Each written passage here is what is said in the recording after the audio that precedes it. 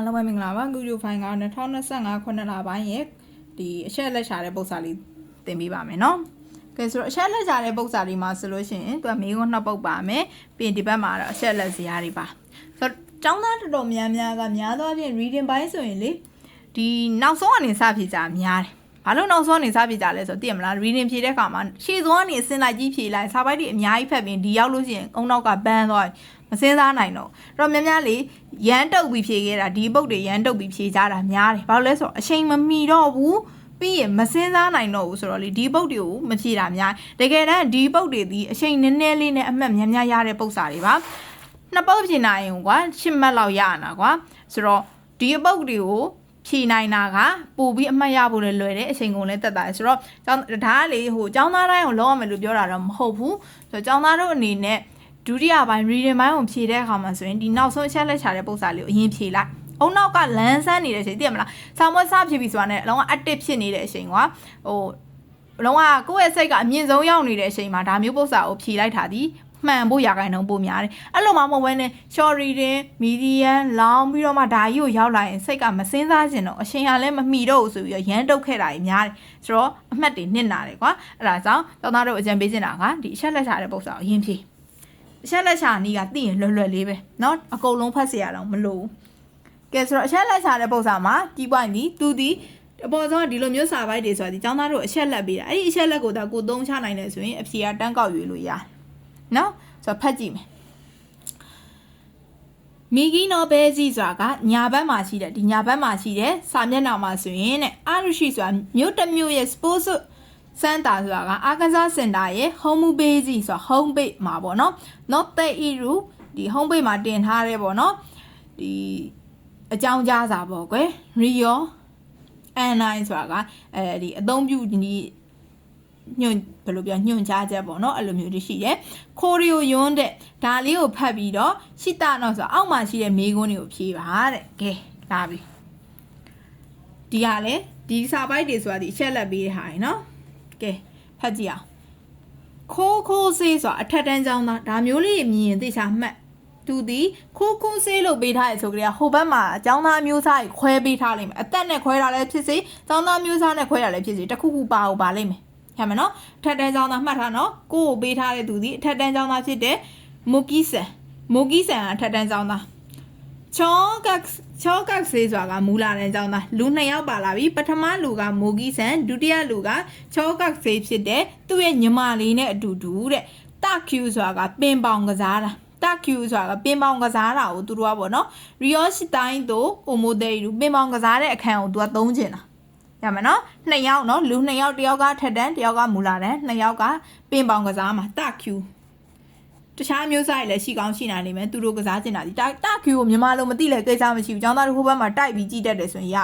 ချွတ်ခေါင်းမစားမဲ့ဟာခေါင်းစားတဲ့သူတွေလည်းရှိရပေါ့နော်တာကျူဆိုတာဘာမှမသိဘူးဆိုပြီးစဉ်းစားနေပြီးသွားပါပြီငါဖြေနိုင်တော့ပါဘူးဆိုပြီးတွေးနေလို့မရဘူးတာကျူဆိုတာဒီဘာမှမသိတော့ထားလိုက်ပါအောင်အဲ့ဒီအားကစားကိုသုံးမယ်လို့တွေးနေတယ်ဆိုတော့တာကျူနဲ့ဟိုဘက်မှာတိုက်ကြည့်တတ်တယ်ဆိုရင်ရပြီကွာရမယ်နော်ဆက်ဖတ်မယ်နော်သူတို့ကဘယ်နေ့မှသုံးကျင်တာလဲသူတို့လိုချင်တဲ့အချက်လက်ကိုကြည့်မယ်ကြာတာပရေနေ့တနာရီသုံးကျင်ကြာတာပရေနေ့မှာအချိန်တနာရီလောက်သုံးကျင်တာရမယ်နော်ဆိုတော့မိုကီစန်တာရှိဆိုတာတာချီလို့သုံးထားသည်2ယောက်ဖြစ်တဲ့အတွက်ကြောင့်တာချီလို့သုံးထားရမယ်နော်သူတို့တွေကပေါ့နော်ပတ်စံဘယ်လောက်ပေးရမှာလဲပတ်စံဣခုတာတေးကြပြီပတ်စံကိုမေးရင်ပတ်စံကိုပဲသွားကြည့်မှာပေါ့မှန်တာနော်ပတ်စံကိုမေးရင်ပတ်စံနေရာကိုပဲသွားကြည့်လိုက်လူ2ယောက်တနာရီငှားခြင်းနဲ့ကြာတာပရိနေ့မှာငှားခြင်းဆိုတော့ဒီမှာပတ်စံနဲ့ပတ်သက်တာဒီမှာလေဘာမှမသိရင်တော့အမဒီမှာရမ်းပုံစံလေးသိရမလားပတ်စံဆိုမှတော့ဒီနားကိုပဲကြည့်ဒီနားမှာပဲဖြေရရှိလိမ့်မယ်အပေါ်ကစာတွေကို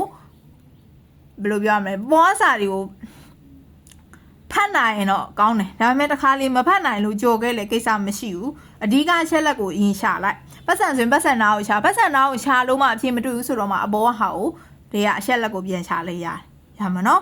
်ကဲဆိုတော့ပတ်စံဆိုတော့ကြည့်အောင်သူကအားကစား2မျိုးရှိတယ်အပေါ်က1မျိုးကိုကျောင်းသားတို့မသိဘူးထားလိုက်အောင်ကိစ္စမရှိဘူးတာကျူရဒီတာကျူနဲ့ဒီတာကျူနဲ့တူတယ်ဆိုရင်ကျောင်းသားတို့တိုက်ပြီးကြည့်ရင်ရမယ်နော်သေချာပြီအပေါ်ကဟာတော့မဟုတ်တော့ဘူးအောက်ကဟာတာကျူကိုမှဒီမှာကသူကလေအပန်း လူကြီးဒီလူကြီးခန်းကြီးတွေတော့သိမှာပါ N3 level တောင်ရောက်သွားလူကြီးတစ်ယောက်ကိုဘယ်လောက်လဲရန်200ပေးရမယ်အထက်တန်းကျောင်းသားငါတို့ထဲမှာပါတယ်နံပါတ်1သူဒီအထက်တန်းကျောင်းသားဆိုတော့အထက်တန်းကျောင်းသားနဲ့ပတ်သက်တဲ့ဟာကိုကြည့်ဘယ်လောက်လဲ150ပေးရမယ်ချောကဆေချူကဆေငါတို့သိတဲ့သူနံပါတ်2ဒီချောကဆေဖြစ်တဲ့အတွက်ကြောင့်ချောကဆေနဲ့ပတ်သက်တဲ့တ Q ကိုဝင်ကြည့်လိုက်တော့100ဟုတ်တယ်နော်ဆိုတော့အဖြေကိုကြည့်ကြည့်အောင်အဖြေကထွက်နေပြီကွာဘယ်လောက်ပေးရမှာလဲတယောက်က150တယောက်က100 250ပေါ့နံပါတ်1မိုဂီဆန်ရောတဲ့ညီမလေးရောမူလီရောဆို free မရပါဘူးနံပါတ်sorry ခဏလေးနော်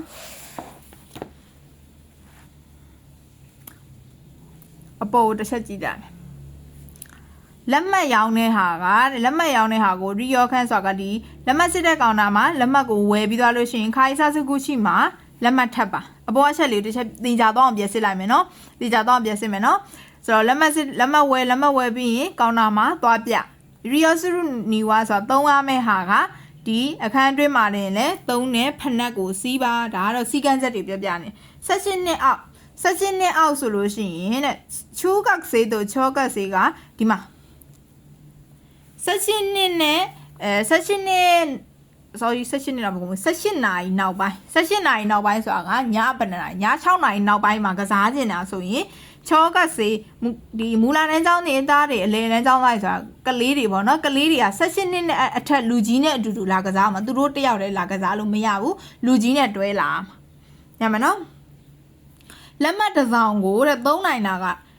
2နာရီသုံးလို့ရမယ်နော်လက်မှတ်တစ်စောင်ကို2နာရီသုံးလို့ရမယ်2နာရီတက်ကြော်ပြီးသုံးမယ်ဆိုရင်2နာရီတက်ကြော်ပြီးသုံးမယ်ဆိုလို့ရှိရင်သူကမဖြစ်မနေအဲ့ဒီအတွက်ပတ်စံထပ်ပေးရမယ်အဲ့လိုမျိုးပြောတာဆိုတော့ကျောင်းသားတို့အနေနဲ့ဆောင်းပွဲမှာဒါမျိုးလေးပြထားရင်တစ်ချက်သေးချာဖတ်ပါဒါလေး key point ဖြစ်တတ်တယ်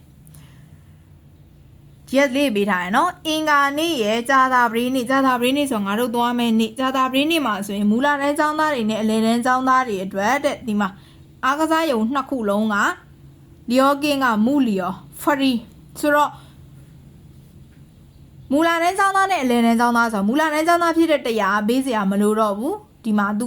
လူကြီးဖြစ်တဲ့150ပဲပေးရမှာဆိုတော့အစောနာလိုမျိုးပြေလို့ပေါ့နော်အောက်ကစာအကြောင်းကိုမဖတ်မိလိုက်ဖဲနဲ့ဟာတယောက်က150တယောက်က100ဆိုပြီးသွားရွေးလိုက်မယ်ဆိုရင်မှားနိုင်တယ်ဆိုတော့ဒီမှာတတိပေးနေတာကဒါမျိုးပြထားတဲ့ဟာလေးဆိုရင်သိစားတော့ဖတ်ဖြစ်အောင်ဖတ်ပါအဲ့ဒါဒီ key point ဖြစ်တတ်ပါရမယ်နော်ဆိုတော့ကြာတာပရိနေ့မှာသွားမှာဖြစ်တဲ့အတွက်ပုံမှန်ဆိုရင်တော့ free ရခြင်းမှာရမှာအဲ့ဒီ2ရက်သွားမယ်ဆိုရင် free ရမှာဆိုတော့ညီမလေးအတွက်ကပေးစရာမလိုဘူးနံပါတ်3ကနှစ်ကိုရင်ဖတ်လိုက်မယ်နော်အစင်လိုက်ဖက် sorry ဒါအောင်နှစ်ထင်သွားလို့မိုဂီဆန်ကတဲ့150ပေးရမယ်အကြီးက150အငယ်က free ဆိုနှစ်ကမှန်တယ်အကြီးက150အငယ်က100ဒါတခြားရက်တွေသွားရင်တော့ဒီတိုင်းပေးရမှာဒါပေမဲ့သူကကြာတာပရိနေ့သွားမှာဖြစ်တဲ့အတွက်ဒီတိုင်းပေးစရာမလိုဘူးဒါလည်းမဟုတ်ဘူးဆိုတော့အဖြေကနိဗ္ဗာန်ပေါ့ရမယ်နော်ဆိုအဲ့လိုမျိုးဒီလိုသင်္ကေတလေးပြထားရင်ဖတ်နော်နောက်တစ်ပုဒ်မိကုန်ဖတ်ဒိုင်းကက်ဆေးဆိုတာကတက္ကသိုလ်ကျောင်းသားပေါ့နော်သူဖြစ်တဲ့ယူကီဆန်ကတဲ့6လပိုင်းထဲမှာဆိုလို့ရှိရင်6လပိုင်းထဲမှာတိုင်းခုကန်ဒီအကစားရုံမှာဆိုလို့ရှိရင်ဘတ်စကတ်ဘောလို့ဆိုတာဘတ်စကတ်ဘောလေ့ကျင့်တာကိုလုပ်ရှင်တာ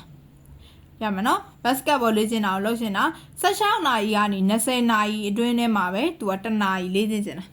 သူလိုချင်တဲ့အချိန်ဒီညနေ4နာရီကနေ8နာရီအတွင်းမှာပဲကစားကျင်တာ1နာရီပဲကစားကျင်တာဘာလို့လဲလူဒီတက်ကတူကျောင်းသားနော်ဆိုတော့သူလေ့ကျင့်လို့ရတဲ့ဟာကတဲ့ဘယ်နေ့မှလေ့ကျင့်လို့ရလဲတဲ့သူဒီသိကျင်တာကရက်ကိုသိကျင်တာသူလိုချင်တဲ့အချိန်နေနာရီတွေပေးထားတဲ့ရက်ကိုသိကျင်တယ်ဘယ်နေ့မှကစားလို့ရမှာလဲဆိုရရက်ကိုသိကျင်တာဆိုတော့ဒီမှာဘတ်စကတ်ဘောနော်ဘတ်စကတ်ဘောကစားကျင်တာဆိုတော့ဒါတွေနဲ့ပတ်သက်တာဒီစရာကြည့်မယ်6လပိုင်းအတွက်ဒီရဲ့ schedule အဲ့ဒီ schedule တိုင်းပဲသူကသွားကစားမှာနော်ဒီမှာအောက်ကဟာလေးကိုအရင်ဖတ်ရအောင်ကြက်ချီကပြထားတဲ့ဟာတွေကတဲ့အဲ့ဒီအချိန်တွေမှာဆိုလို့ရှိရင်ခီမာတာဆိုတာကတတ်မှတ်ထားပြီးသားတန်တိုင်းတိုးကဆိုတာဒီလိုမျိုးဟိုအဲ့ဒီမှာဆိုရင်တတ်မှတ်ထားပြီးသားသူတို့ schedule တွေပါရှိရကွာ ညမနော်ဒီလိုမျိုးကြက်စီကပြထားတဲ့အချိန်ဆိုရင်သူတို့သတ်မှတ်ထားပြီးသားအချိန်စီရားတွေရှိတာမျိုးဖြစ်တဲ့အတွက်ကြောင့်သုံးလို့မရဘူးဒါဆိုရင်ကြက်စီကပြထားတဲ့အချိန်တွေသုံးလို့မရဘူးစတားပြထားတဲ့အချိန်တွေကမူလာတန်းចောင်းသားနဲ့အလယ်တန်းចောင်းသားတွေအတွက်ပဲသုံးလို့ရမှာဆိုတော့စတားပြထားတဲ့ဟာတွေလည်းသူသုံးလို့မရဘာလို့လဲဆိုတော့ तू ကဒီတက္ကသိုလ်ចောင်းသားဖြစ်တဲ့အတွက်ကြောင့်သူသုံးလို့မရဘူးဆိုတော့စတားပြထားတဲ့ဟာပယ်မယ်ရပါနော်ကဲဆိုတော့ပြီးရင်သူလိုချင်တဲ့အချိန်က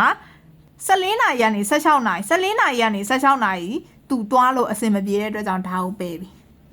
16နာရီကနေ18နာရီထဲမှာကြည့်မယ်16နာရီကနေ18နာရီထဲမှာဆိုရင်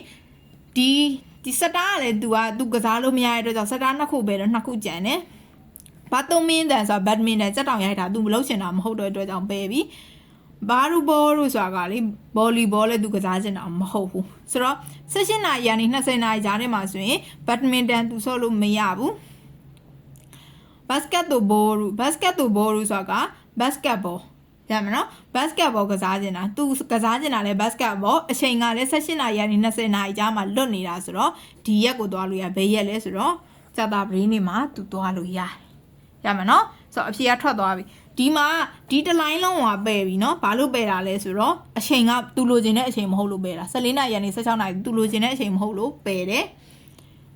ဒီထဲမှာအောင်မှာစတားတွေကိုပယ်တယ်ဘာလို့လဲဆိုတော့ကလေးတွေပဲကစားမယ်အချိန်မလို့အဲ့ဒီအပြင်သူကစားခြင်းတဲ့အမျိုးအစားမဟုတ်တဲ့အတွက်ကြောင့်ထပ်ပယ်တယ်ဒီမှာအချိန်ကြိုက်တယ်အဲ့ဒီထဲမှာမှသူလိုချင်တဲ့ကစားတဲ့အချိန်ကိုဘယ်နေ့မှာတို့သိကျင်တာရက်ဆွဲကိုသိကျင်တာဆိုဘယ်နေ့မှာလဲကြာတာပရင်းနေ့မှာကစားလို့ရတယ်ဆိုတော့နံပါတ်1အင်္ဂါနေ့နဲ့ကြာတာပရိနေ့မှာအင်္ဂါကြာတာပရိရဲ့တောက်ကြရမှားတယ်အဲ့ရက်တွေကစားလို့မရကြာတာပရိတစ်ခုပဲလေဒီမှာနံပါတ်4အဖြစ်ပဲတန်းရွေးလိုက်တော့ဘာလို့ဆိုကြာတာပရိနေ့တစ်ရက်တည်းပဲသူကစားလို့ရမှာကျန်တဲ့ရက်တွေတော့ကစားလို့မရဘူးဟဲ့မနော်ဆိုတော့အဖြေကနံပါတ်4ဖြစ်ပါတယ်ဆိုတော့ရှက်လိုက်စားတဲ့ပု္ပ္ပစာကအကုန်လုံးကြီးလည်းသိစရာတော့မလိုအကုန်လုံးကြီးလည်းဖတ်စရာတော့မလိုဘူးဆောနာပြောထားသလိုတူဟာလေးလိုက်ရှာပတ်စံအောင်မေးရတယ်မှန်လားပတ်စံအောင်လိုက်ရှာလိုက်နေ့ရက်တွေမေးနေ့ရက်နာကိုသွားရှာလိုက်ဘာမှမသိရင်တော့တိုက်ပြီးတော့လိုက်ကြည့်လိုက်အဲ့ဒီနာမှာပဲအချီရှိတတ်တယ်ပြီးရင်ဆွမ်းနာပြောသလိုမျိုးဒီလိုမျိုးသင်္ကေတလေးတွေဒီအောက်မှာပြထားတဲ့သင်္ကေတလေးဆိုရင်ဖတ်ဖြစ်အောင်ဖတ်ပါအဲ့ဒါလေးကီးကွာအဲ့ဒါမျိုးမဖတ်ဘဲနဲ့ဆွမ်းနာလိုမျိုးနံပါတ်1ဥပမာနံပါတ်1လိုမျိုးကြီးဒါအောင်မဖတ်မိလိုက်ဘဲနဲ့ဒါကြည့်ပြီးရွေးလိုက်မယ်ဆိုရင်လည်းမှားသွားနိုင်တယ်ဒါမှနော်ဆိုတော့ဒါဆိုရင်ဒီရှက်လက်ချတဲ့ပုံစံလေးရမယ်လို့ထင်ပါတယ်